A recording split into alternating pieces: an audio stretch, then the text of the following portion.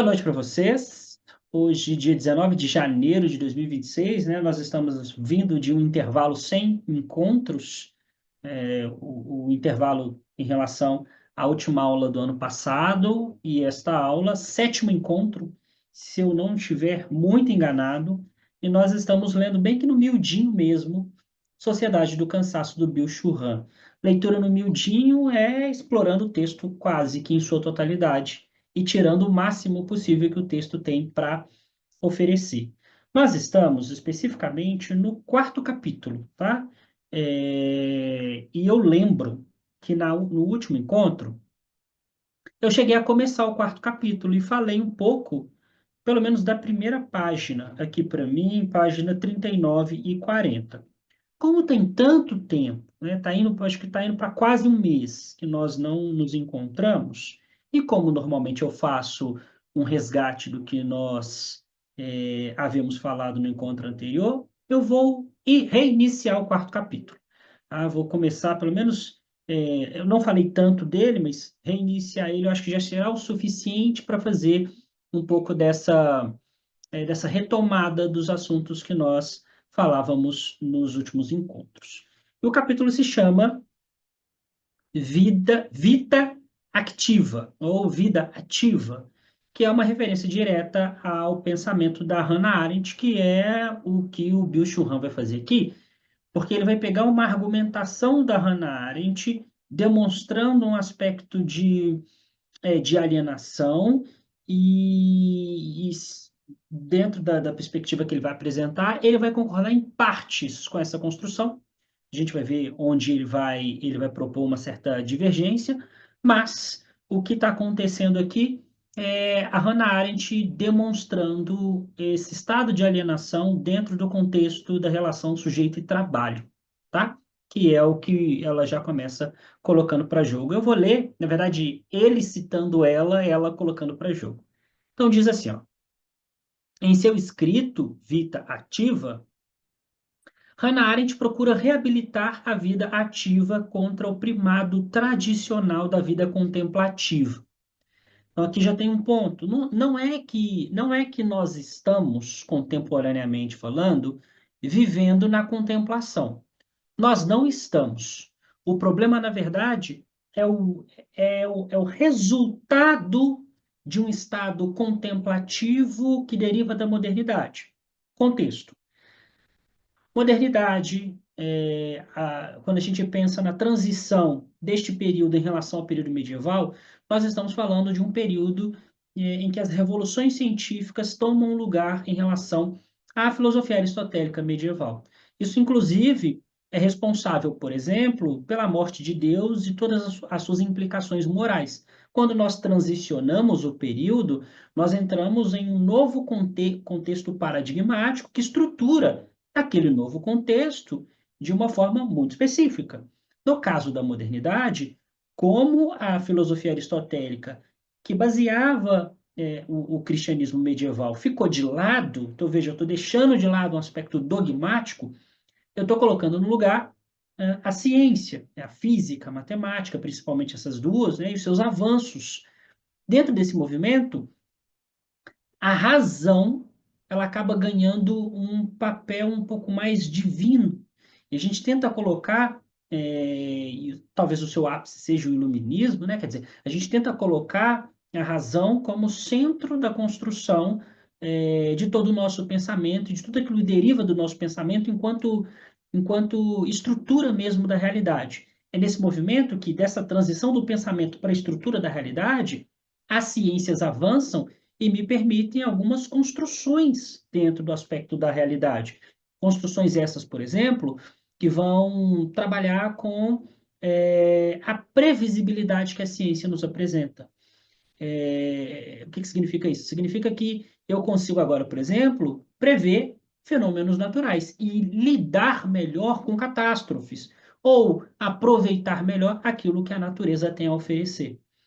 Neste movimento, então, olha só, nós estamos numa modernidade que, a partir da contemplação, né, dessa razão que está como um Deus, né, que está ali num patamar divino, esta razão vai propor um domínio técnico da natureza.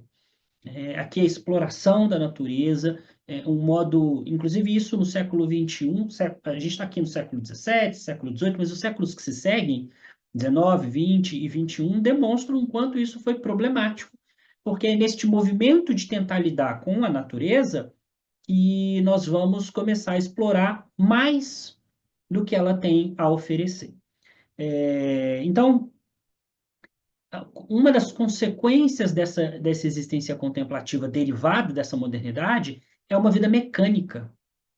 É uma vida mecânica. O ser humano, ele se torna mecanizado dentro de um contexto do trabalho, da produção, e veja, isso acaba tirando ele de si. Na vida mecânica, a gente não pensa, a gente não reflete, a gente nem sequer trabalha uma noção subjetiva, né? O que que eu sou, o que que eu estou fazendo aqui. Então, quando ela diz assim, né, em seu escrito, Vida Ativa, Hannah Arendt procura reabilitar a vida ativa de fato, uma vida ativa com autonomia contra o primado tradicional da vida contemporânea, rearticulando-a em seu múltiplo desdobramento interno. Em sua opinião, a vida ativa foi degradada de forma injusta na tradição à mera agitação. Ela estabelece uma ligação de sua nova definição da vida ativa com o primado da ação. Ali, como seu mestre Heidegger, ela se dedica a abordar o ativismo heróico. Porém, o primeiro Heidegger pautou o agir decisivo no tema da morte. A possibilidade da morte impõe limites ao agir e torna a liberdade finita. Hannah Arendt, ao contrário, orienta a possibilidade da ação no nascimento, o que concede ao agir uma ênfase mais heróica. Então, onde estamos aqui? Entramos no século, inclusive o Heidegger fala bastante sobre isso também. Entramos no século XX e o modo como esta contemplação moderna, este uso da racionalidade, da ciência entra no século XX, apresenta um sujeito dominado por essa técnica, né? por esse indivíduo que vive mecanizado, vive no automático, não pensa, não existe propriamente. Ele existe, claro, enfim, não existe no seu sentido subjetivo de questionar, de compreender o que ele é, para onde ele vai. E aqui o Byung-Chul Han está dizendo que a Hannah Arendt vai tentar propor uma crítica em torno desse sujeito que já não é mais sujeito, já que ele está dominado por essa existência mecânica. E ele faz uma comparação com o Heidegger, porque o Heidegger, de fato, faz esse mesmo movimento. Só que o Heidegger, ele vai partir daquilo que a morte representa enquanto uma subjetivadora. No caso do Heidegger, ele trabalha a angústia perante a morte como uma potente subjetivadora. O que significa isso? Viver é contingência. Viver é estar existindo em um contexto em que a possibilidade se apresenta como o caminho. Quer dizer, pode ser isso, pode ser aquilo outro. A contingência é o contrário da necessidade. Quando eu falo que uma coisa é necessária, significa que só pode ser aquele caminho. Se tivéssemos um valor a priori aqui atrás, a minha vida teria um caminho necessário, uma única direção. Agora, esses teóricos que estão partindo do nada, o Dasein é o nada, ou o nada do Sartre, enfim, não tem nada aqui atrás, o que se segue pós-nada? Tudo. Todo o caminho pode ser possível. Isso é contingência. Só que, no caso do Heidegger, veja, todo o caminho é possível. Só que no caso do Heidegger, existe uma contingência um tanto quanto paradoxal. E essa contingência é o que ele quer abraçar como subjetivadora, que é a morte. Por que é uma contingência um tanto quanto paradoxal? Ela é contingência porque eu não sei quando ela vai acontecer. Compreende? Ela está no campo da contingência. Pode ser hoje, pode ser amanhã, pode ser daqui a 50 anos. Então, a morte é uma contingência. Contudo, ela também é uma certeza. Por isso que ela é paradoxal. Ela pode ser hoje, amanhã ou daqui a 50 anos, mas ela vai acontecer. Então, a morte é uma contingência um pouco peculiar, já que ela acaba pegando características desse estado contingencial, mas também de uma certeza. E aí o Heidegger pega essa construção para dizer que é essa angústia, porque o que é angústia? A angústia está no campo da contingência. Para onde eu vou? Para que lado que eu vou? Em relação às escolhas, né? Eu vou para cá, e tudo relacionado com o fato de que existem inúmeras possibilidades. Se a morte está dentro desse aspecto das inúmeras possibilidades, existe uma angústia perante a morte também. E o Heidegger vai dizer que é esta angústia perante a morte que vai propor ao sujeito uma consciência sobre a própria vida. E aí ele acorda. Quando eu começo a pensar, é mais ou menos o seguinte: é quando você pensa, mas pensa de maneira bem visceral: eu vou morrer. Não é nós vamos morrer, ou não é um dia nós vamos morrer. É eu vou morrer. É quando a gente se senta, deita na cama para dormir. Teve um dia incrível, mas você deitou na cama à noite e você pensa bem assim: vai acabar. Isso um dia vai acabar. O afeto que te atravessa quando você pensa um dia vai acabar. É este o afeto. O que é que o Heidegger está falando? Abraça esse afeto e tira dele vida. Se você sabe que vai acabar em algum momento, tome consciência disso para construir uma existência. É isso que o Heidegger está fazendo. Nesse contexto, Heidegger vai criticar indivíduos que estão vivendo em inautenticidade. E nesses contextos, existe esse indivíduo que está vivendo em inautenticidade, ele não, ele não se apropria da própria existência. Quer dizer, ele não constrói sentido subjetivo, né? Não tem absoluto, mas tem subjetivo. Ele não constrói sentido, essa vida mecânica. A morte é uma possibilidade dele retomar, dele reapropriar da existência dele. O que o Byung-Chul Han está dizendo, comparando com a Hannah Arendt, é que ela faz um movimento parecido, só que ela não vai partir da morte para fazer essa construção, ela parte do nascimento. Para a Hannah Arendt, o nascimento talvez seja o ápice daquilo que representa o que é o ser humano, já que é, o ápice, o nascimento talvez seja aquilo que de maior novidade existe em nós, seres humanos. Nasceu um indivíduo novo. Esse indivíduo novo terá toda uma gama de possibilidades existenciais. E a partir dessas possibilidades, ele se constitui enquanto um sujeito, enfim, que tem desejos, que tem necessidades de sentidos e coisas do tipo. Vou ler o trechinho que ela vai descrevendo esses aspectos, quer dizer, o Byung-Chul Han comentando ela, descrevendo esses aspectos. Então, ela diz: o milagre consistiria no próprio nascimento do homem e no novo começo. Em virtude do seu caráter nascivo, os homens deveriam realizar esse novo começo pela ação. Em lugar da fé, que opera milagres, entra a ação. É a ação heróica que cria milagres. Aqui, heróico, tanto no caso do Heidegger, quanto no caso da Hannah Arendt, porque é um movimento de luta com aquilo que está sendo apresentado, compreende? É um pouco. Eu vou dar essa citação aqui, mas a título de didática, tá? Sartre, quando ele diz: não importa aquilo que fizeram com você, o que importa é o que você faz com aquilo que fizeram com você. Veja, é uma luta com aquilo que lhe é apresentado. Então, veja, é um ato heróico, já que, de alguma forma, você está lidando com variáveis que já estavam aqui na existência.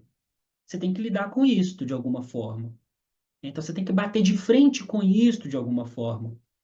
A ação humana se vê comprometida a isso por seu nascimento. Assim, a ação contém uma dimensão quase religiosa. O milagre consiste no fato de os seres humanos pura e simplesmente nascerem. Então, veja, o nascimento, de fato, para Hannah Arendt, como sendo o ápice desse aspecto de novidade, de possibilidade. E junto com esses, dar-se um novo começo que eles podem realizar pela ação em virtude de seu ser nascido.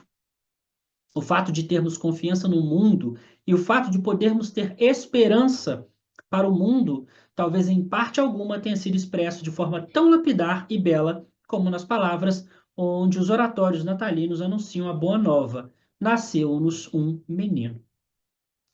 E aí vem o Bill Churran desenvolvendo melhor do que ele está querendo, para onde ele está querendo entrar na reflexão dele.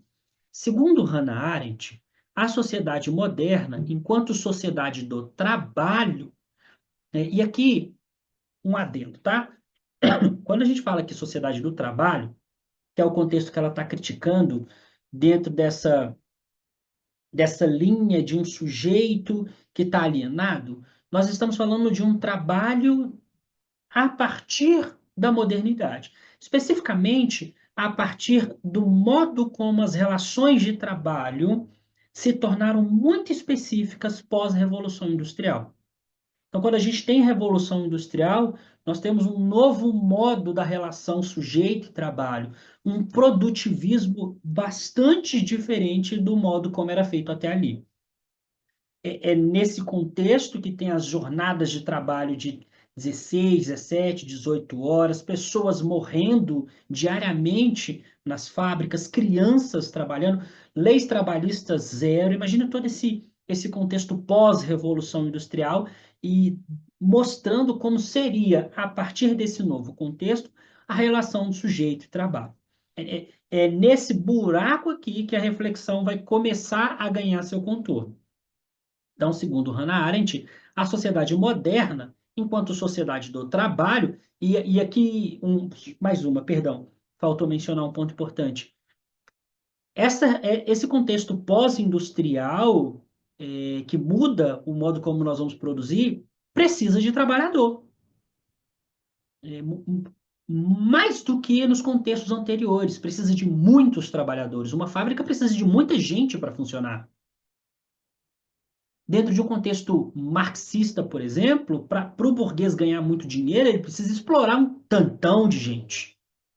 Esse é o contexto. Então, enquanto sociedade do trabalho, aniquila toda a possibilidade de agir, degradando o homem a um animal laborans, um animal trabalhador.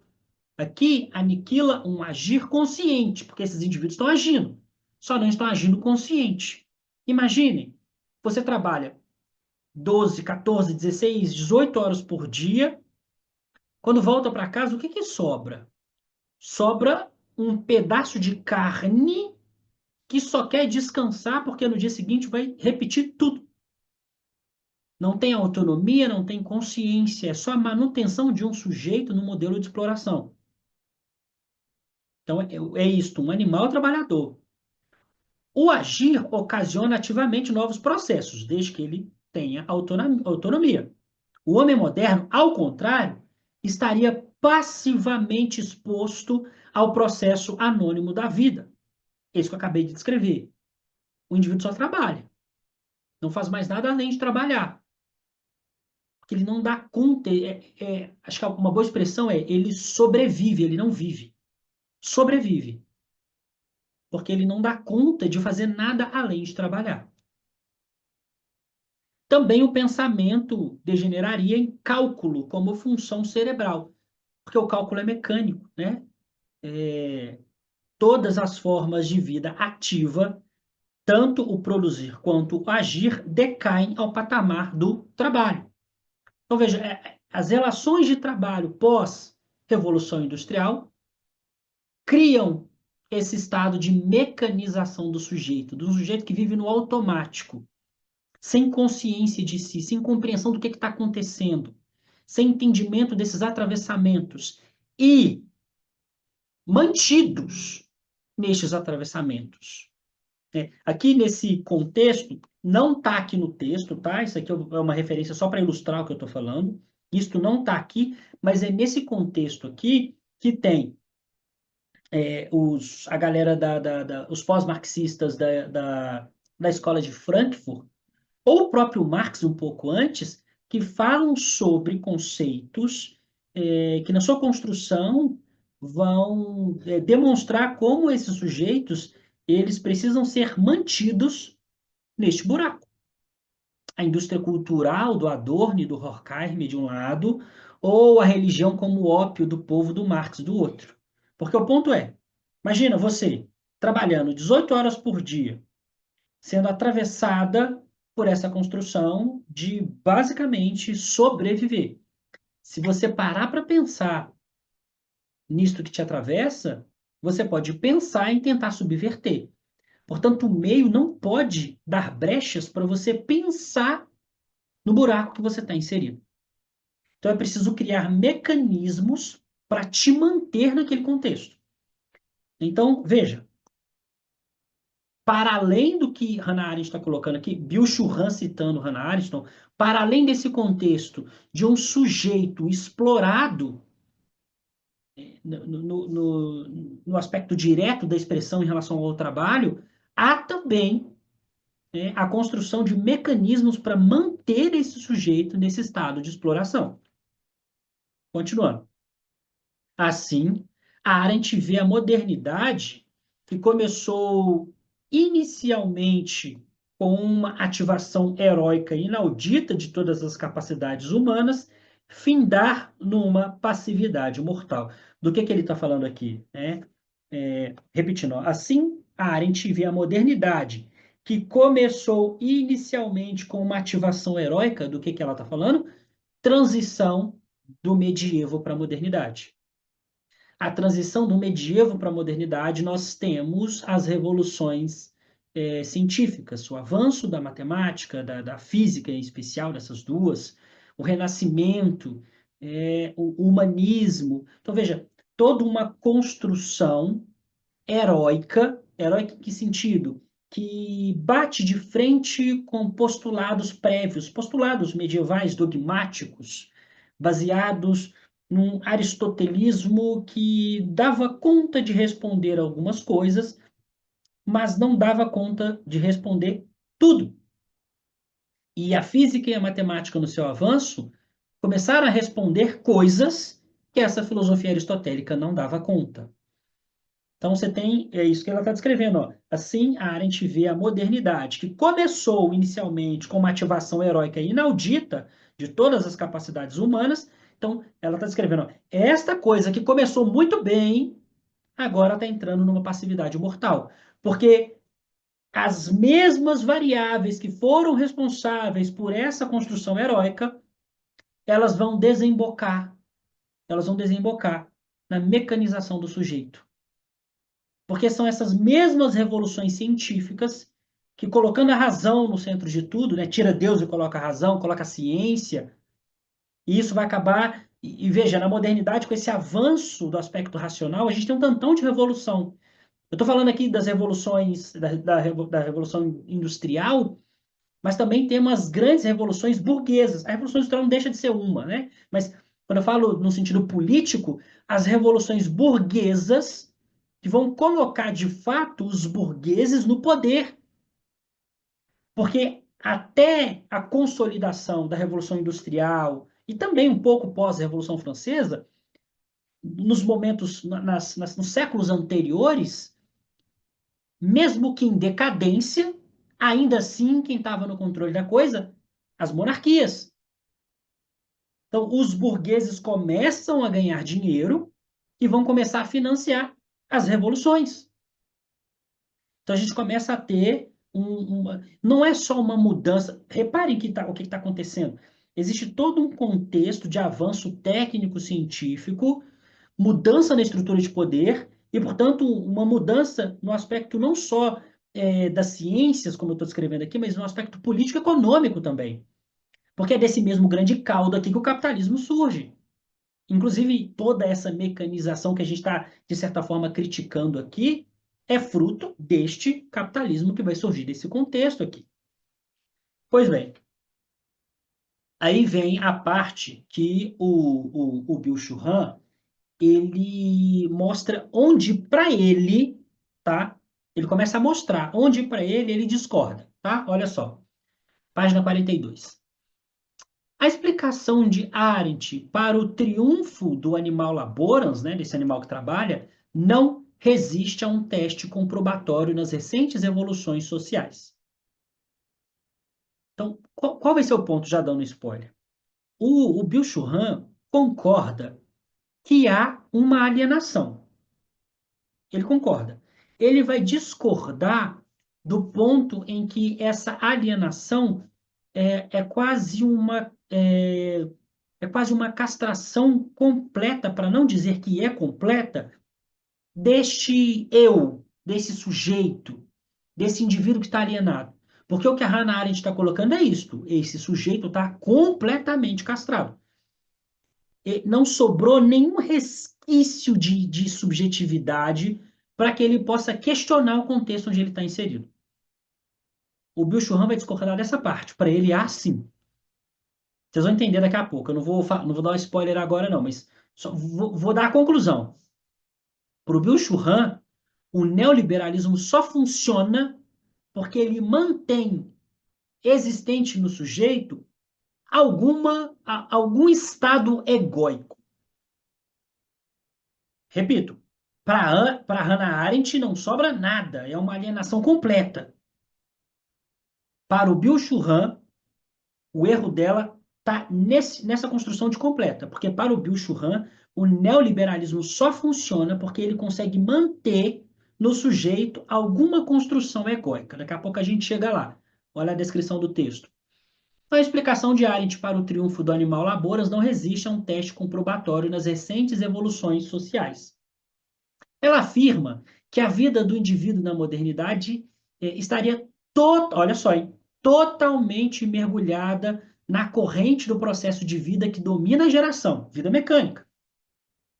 E que a única decisão individual ativa consistiria apenas em como que soltar-se, renunciar à sua individualidade para poder funcionar melhor. A absolutização do trabalho caminha de mãos dadas com a evolução segundo a qual, em última instância, a vida da espécie humana se impõe como a única absoluta no surgimento e difusão da sociedade. Arendt acredita, inclusive, poder denotar sinais de perigo de que o homem poderia estar em vias de transformar-se na espécie animal da qual ela parece descender desde Darwin.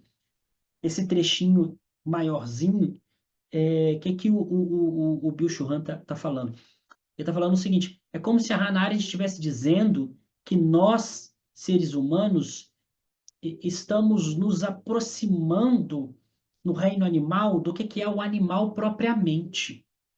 Porque o animal propriamente, nós somos animais, tá? Mas, aristotelicamente falando, um animal que pensa, né, um animal político. Bem, é como se a Hannah Arendt estivesse dizendo: a gente está deixando de lado esse aspecto do pensar, da consciência. O animal, no seu sentido puro da expressão, ele vive pelo instinto. Nós estamos aqui refletindo a existência. Uma tartaruga não faz isso. Compreende? A tartaruga só sabe ser tartaruga. Ela não vai questionar vida e morte, sociedade. E o que o Bill Churran está dizendo, a interpretação dele da Hannah Arendt é o seguinte: bom, Bill Churran dizendo, a Hannah Arendt está descrevendo um sujeito, esse sujeito que se relaciona com o trabalho na modernidade, como se ele estivesse se aproximando de um aspecto animalesco. Olha só como ele continua.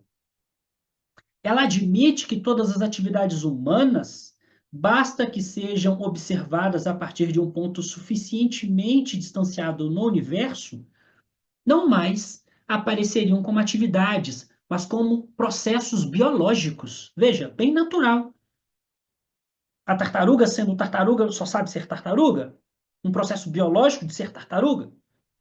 Nós não, nós. Isso aqui é um pouco prepotente, né? Mas essa é a ideia que está colocando aqui. Nós refletimos, nós pensamos na existência, lidamos com o modo como a morte, a vida, a felicidade se apresenta. Nós fazemos essas construções. Só que esse indivíduo moderno, na sua relação com o trabalho, essa mecanização, nesse estado de alienação, ele está se aproximando de um animal. Porque ele vive quase que pelo instinto, só que qual é o instinto? Do trabalho. Da sua completa alienação. Assim, por exemplo, para um observador do espaço, a motorização, esse aspecto mecânico, portar-se-ia como um processo de mutação biológico em cujo decurso o corpo humano, como faz um caracol, se recobre de uma casa de metal, e como fazem as bactérias reagindo aos antibióticos ao se modificarem em espécies mais resistentes. Então, esse é o posicionamento da Hannah Arendt. Uma alienação completa. Tão completa a ponto de, na similaridade aqui, né, na comparação, a ponto de estarmos tão mecanizados que parece que é um instinto, né, mas um processo natural, entre aspas, de um sujeito que está vivendo pelo instinto do trabalho. E aí, veja, dentro desse contexto não tem reflexão, não tem eu. Só há um sujeito sendo, ele não sabe disso, mas só há um sujeito sendo explorado. Ele continua. As descrições do animal laborans, desse animal que trabalha, essa descrição moderna da Arendt, não, aí é o Bill Churran falando, hein? Não correspondem às observações que podemos fazer na sociedade de desempenho de hoje. O animal laborans pós-moderno não abandona sua individualidade ou seu ego para entregar-se pelo trabalho a um processo de vida anônimo da espécie. Então, pronto, ele entregou a tese dele. Olha só. Hannah Arendt, o sujeito aniquilado. Não há um eu que pensa conscientemente. Tese do Bill Churran. O neoliberalismo só funciona porque dilacerar o ego desse sujeito não é tão efetivo do que dar a esse sujeito liberdade. Se você pega, é como se você estivesse pegando dois indivíduos, tá? O indivíduo que a Hannah Arendt está descrevendo é um indivíduo completamente alienado, dilacerado, não tem o eu, não está pensando, está só massificado. E ele está produzindo. Ele está produzindo dentro desse contexto. Ok? O Bill Churran está dizendo o seguinte: o neoliberalismo não dilacera o eu. Ele dá liberdade a esse sujeito. Vai lá, você pode vencer, você pode ascender socialmente, basta trabalhar, trabalhe enquanto os outros dormem, você é seu chefe. Nesse discurso que estimula essa falsa liberdade, mas estimula alguma liberdade, dá a esse sujeito alguma autonomia, ilusória, alguma autonomia. E ele acredita que ele faz parte deste movimento neoliberal. Esse sujeito acredita que ele faz parte deste movimento neoliberal. É mais efetivo por quê? Porque agora ele se explora. Ele se explora. Compreende? O indivíduo da Hannah Arendt, quando ele cansar, ele vai cansar. Vai cair, vai ficar por lá mesmo. O indivíduo do Bill Churran, quando ele está esgotado, massificado por ele mesmo apontando o dedo na cara dele, ele vai começar a pensar lá dentro: eu preciso fazer mais. O meu concorrente está fazendo. Eu preciso construir alguma coisa, eu preciso fazer alguma coisa. E aí ele começa a produzir um esgotado, mas ele tenta fazer mais alguma coisa. É isso que o Bill Churran está querendo defender aqui. Ele traz a Hannah Arendt para fazer esse contraponto, porque ele acredita que dentro do contexto neoliberal, ele só funciona porque ele mantém um pouco dessa construção de eu do sujeito. Porque o neoliberalismo precisa estimular este eu a produzir de maneira autônoma, ser o chefe de si mesmo, né? Esse aspecto da uberização da coisa. Ok? Ficou claro? Deixa eu ver o chat, que eu não vi hora nenhuma, não sei se tem pergunta, eu vi que tem. Boa noite. Na rua debaixo de muita chuva, mas seguimos tentando. É o John. Oi, John. Aline, pode perguntar, fica à vontade. Vou parar aqui e fica à vontade. Oi, professor, boa noite, tudo Boa bem? noite. Tudo bem. Nossa, eu queria trazer uma contribuição a fim de reflexão mesmo, que nos últimos anos trabalhei muito com RH, né? Trabalhei em RH de empresas pequenas, empresas grandes, e tudo que você foi comentando foi me trazendo, assim, muito do hoje mesmo, de coisas que ainda seguem da mesma forma também, né, 2026, e é muito interessante, eu sempre falava, parecia que eu estava analisando uma selva mesmo, porque ao mesmo tempo que trazia algumas coisas, parecia que era o instinto mais animalesco das pessoas, de sobrevivência e passar por cima do colega que está na mesma vida que você para conseguir uma promoção que, sei lá, vai aumentar R$ 100 o seu salário, mas você vai ter um título maior do que o seu coleguinha, né? E também da visão do bicho rã. Mas uma coisa muito interessante que eu vi acontecendo com muita frequência, principalmente nos 2 últimos anos, é uma certa enganação de propósito a partir do trabalho, né? Então, a partir do trabalho, eu consigo o propósito da minha vida e por conviver muito ali diretamente com diretores, donos da empresa, né? Eles estimulavam isso nas pessoas propositalmente. Então, eles sabiam que a pessoa não estava feliz fazendo aquilo, sabia que a pessoa passava 5 horas em transporte público, que estava infeliz.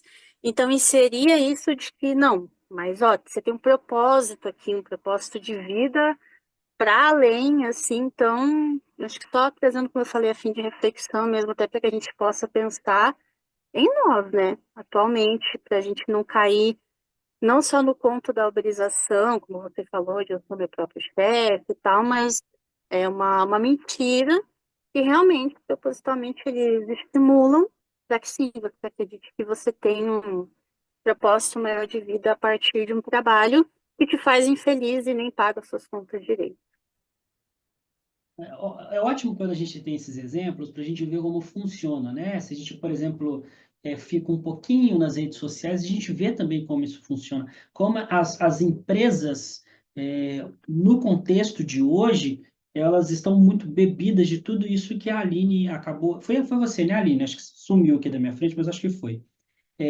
Tudo isso que a Aline colocou para a gente agora, na hora que ela foi falando, eu pensei nas empresas que estruturam a empresa para que você não volte para casa. A Aline falou do pegar ônibus, né? Que desestimula, que é cansaço, que é pesado, dependendo do grande centro que você está, você fica horas de fato dentro do ônibus.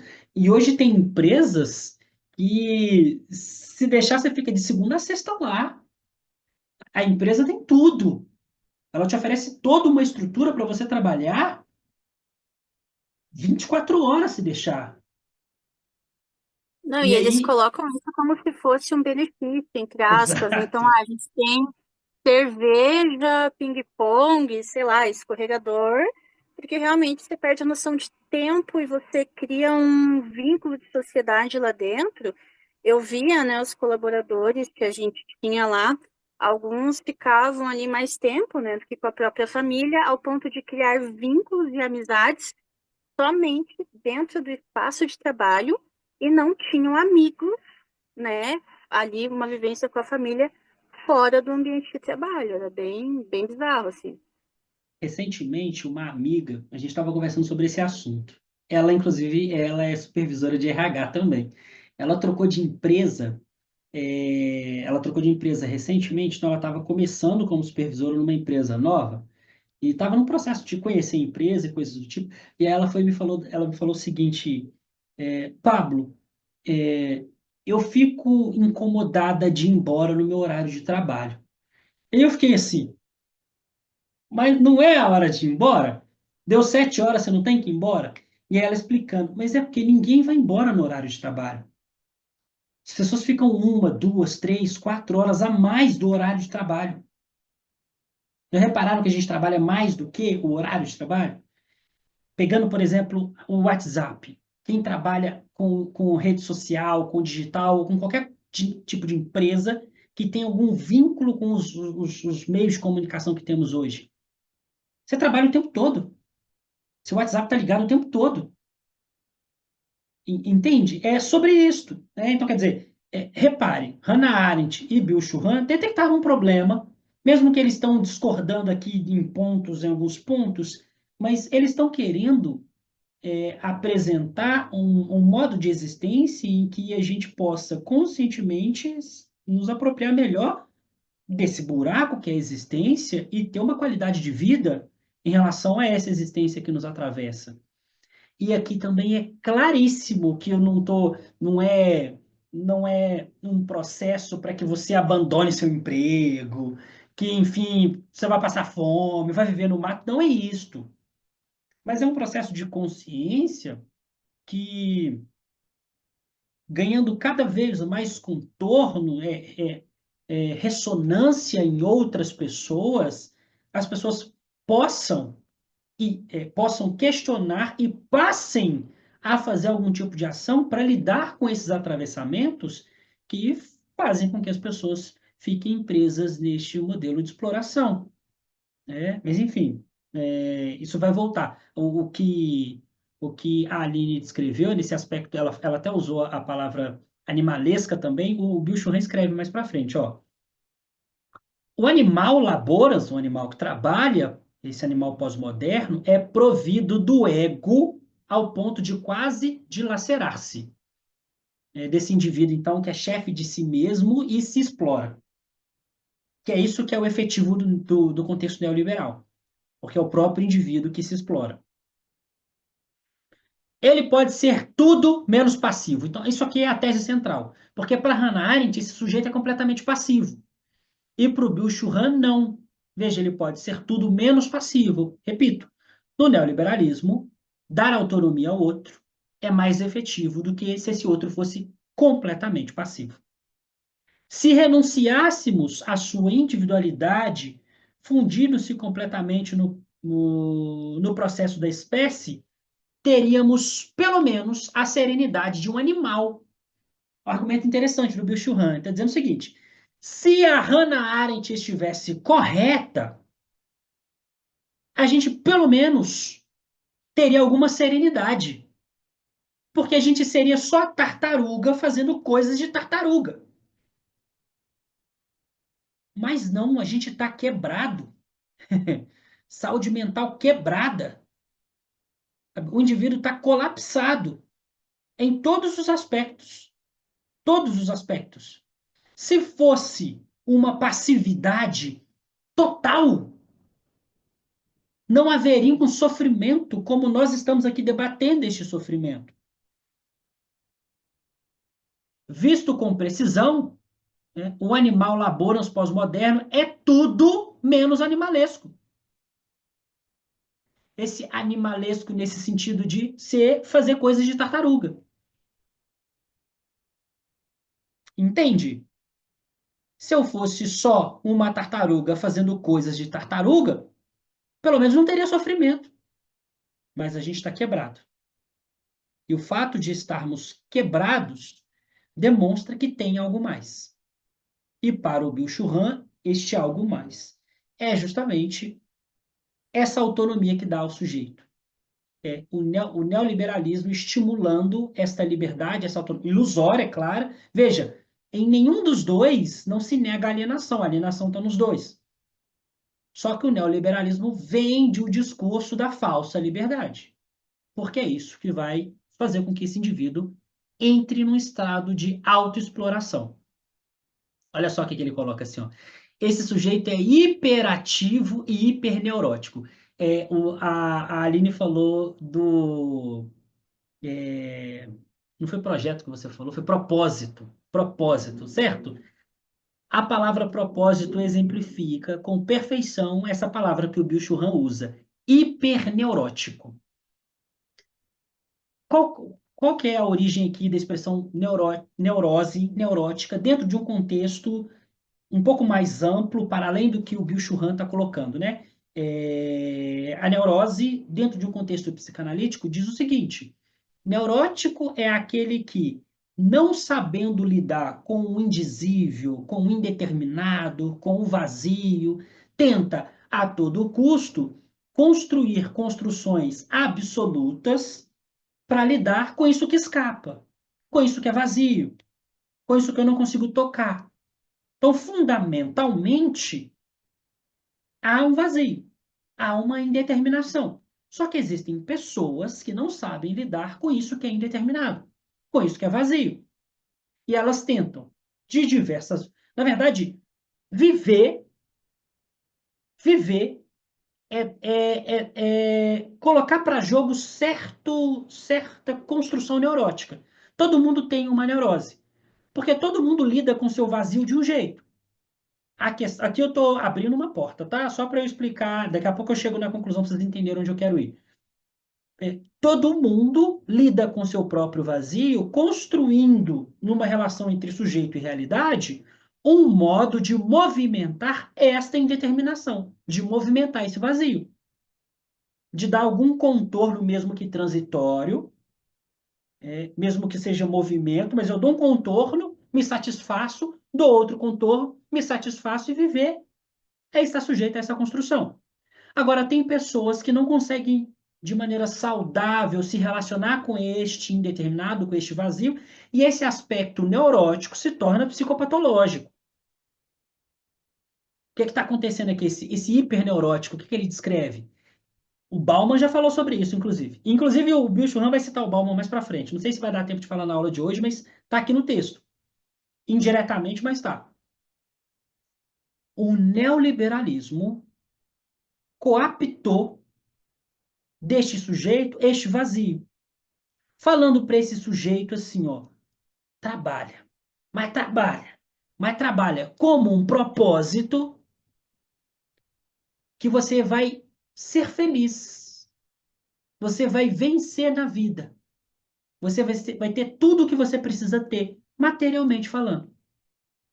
Então, por que hiperneurótico? Por que propósito? Por que faz sentido? Porque esse sujeito hiperneurótico, tentando lidar com as suas questões existenciais, com essa indeterminação, com esse vazio, compra o discurso neoliberal de que produzindo, eu vou dar conta de viver existencialmente. Será o suficiente para um quentinho no coração e eu conseguir viver bem. No fim das contas, ele só está se explorando e movimentando justamente uma cadeia de produção que é o que o neoliberalismo quer que esse sujeito faça. Certo? Estamos já no finalzinho, só para finalizar, vou ler só o início Vou finalizar a leitura desse parágrafo e ler o parágrafo seguinte, só para mostrar mais ou menos para onde nós vamos em nossa reflexão. Então, diz o Bill Churran, deve-se procurar um outro tipo de resposta à questão que pergunta por que todas as atividades humanas na pós-modernidade decaem para o nível do trabalho.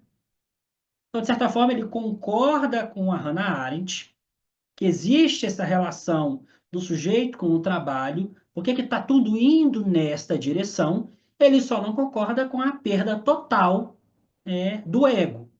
Ele acredita que mantém-se alguma coisa. Porque, além disso, acabam numa agitação tão nervosa. Enfim, aqui ele mantém a ideia do hiperativo, do hiperneurótico. E o que ele vai fazer no parágrafo seguinte? Ele vai tentar responder essa pergunta, no sentido de Hannah Arendt apresentou alguma coisa, concorda em partes, mas não explica.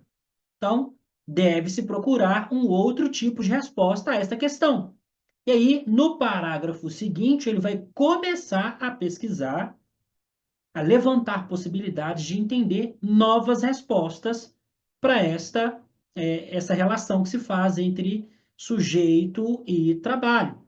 É aqui que ele volta no Nietzsche e ele cita indiretamente o Zygmunt Bauman. Olha só, vou ler só esse pedacinho e fecho nele.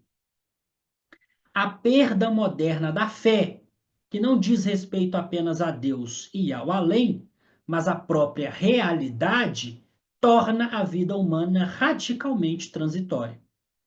Está descrevendo o que o Nietzsche descreveu quando a modernidade, em todo o movimento que eu descrevi para vocês, de um avanço técnico, da razão, da ciência, toda essa modernidade que escanteia o período medieval e, portanto, escanteia dogma, religião, Aristóteles.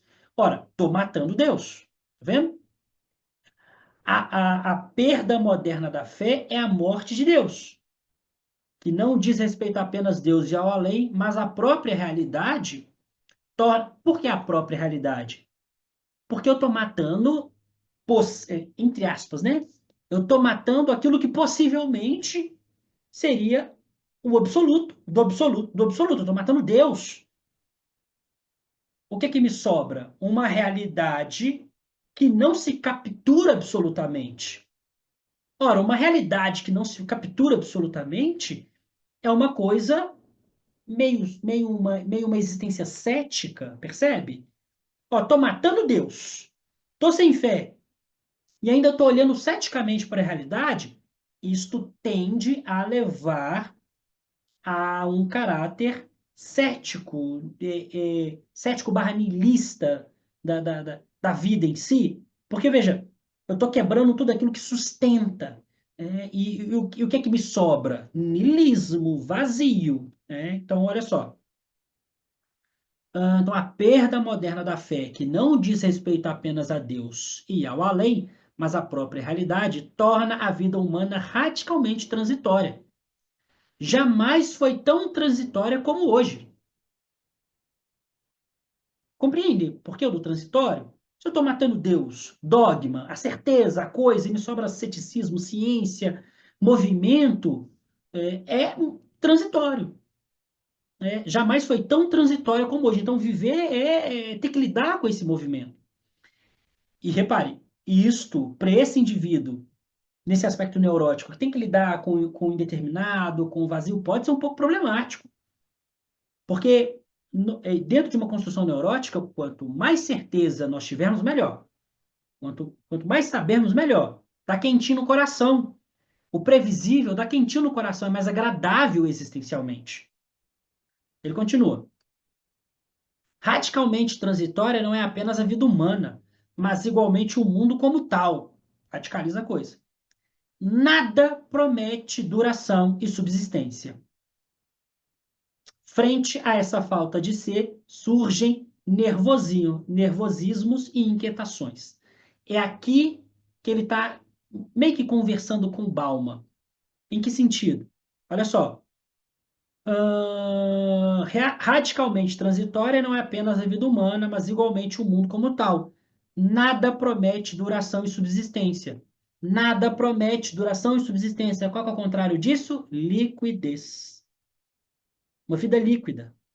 Se não há duração, se não há subsistência, o contrário disso, uma vida líquida. E qual que é a amarração aqui? Qual que é o problema da vida líquida dentro do contexto do Bauman? O indivíduo na liquidez, ele existe também dentro de um contexto em que não se vive bem com isto que é indeterminado, com isto que é vazio. Por uma outra justificação, tá? Por uma outra justificação, mas também não se vive bem. Uma das construções do Bauman é o catastrófico século XX, que também é derivado da modernidade, tá? Eles estão ali falando de coisas similares, mas ele vai numa outra direção. O século XX, catastrófico. Primeira Guerra Mundial, Segunda Guerra Mundial, Guerra Fria, gripe espanhola, bombas atômicas, fascismo, nazismo, Hitler e o escambau. Século XX, isso aqui, num período curto de tempo ali do século XX, catastrófico. Uma pessoa do século XX deita sem saber se vai acordar amanhã. É nesse movimento que ela se vincula liquidamente com a existência, superficialmente com a existência. Porque ela não sabe se ela vai durar. É daqui que o Bauman vai teorizar tudo líquido, né? A modernidade é líquida, mas o amor é líquido, o tempo é líquido. Por quê? Porque a gente se vincula com a existência de maneira líquida. E nesse contexto da liquidez, veja, é um apego forçado, percebe? É um apego forçado. Esse sujeito não queria isso, mas o contexto levou ele nessa direção.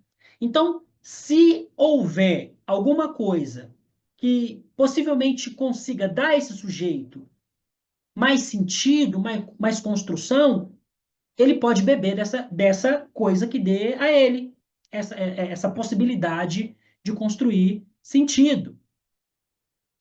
O capitalismo, o neoliberalismo especificamente, faz esse movimento de propor no consumo A subjetivação. Se não há futuro, se não há amanhã, bom, consuma pelo menos. Se vincule ao consumo e tente no consumo buscar um sentido para a sua existência. Vou parar por aqui, porque aqui eu já estou abrindo algumas portas também, né? Mas enfim, só para arredondar, estamos então num pedaço do texto que o Bill Churran está tentando responder, repito, deve-se procurar um outro tipo de resposta à questão que pergunta por que todas as atividades humanas na pós-modernidade decaem para o nível do trabalho. E ele começa a falar aqui desse aspecto da transição do medievo para a modernidade. Certo? Perguntas, comentários? Deixa eu ver. A liquidez flerta com a eternidade das relações, né? É desapego. Comentando o Bauman, né? Se alguém quiser, deixa eu desmarcar aqui, que aí eu consigo ver todo mundo que está aqui. Pronto, estou aparecendo no centro. Quem quiser comentar, quem quiser levantar algum tipo de discussão, de debate, fiquem à vontade, a palavra é de vocês. Paramos na página 44, tá? A gente continua a leitura no próximo encontro. Agora é com vocês, podem ficar à vontade.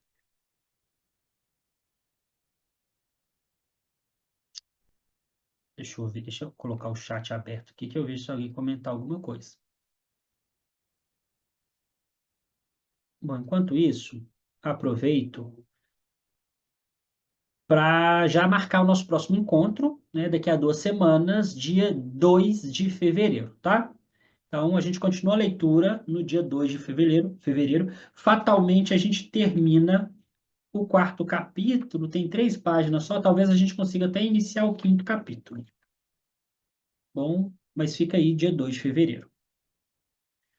Bom, pessoas, então vou finalizar por aqui. Qualquer coisa que ficou em aberto, vocês podem me chamar no WhatsApp sem problemas, tá? Pode me chamar lá que a gente vai conversando. E vejo vocês daqui 2 semanas, tá bom? Boas reflexões para vocês e até a próxima. Tchau, tchau. Valeu.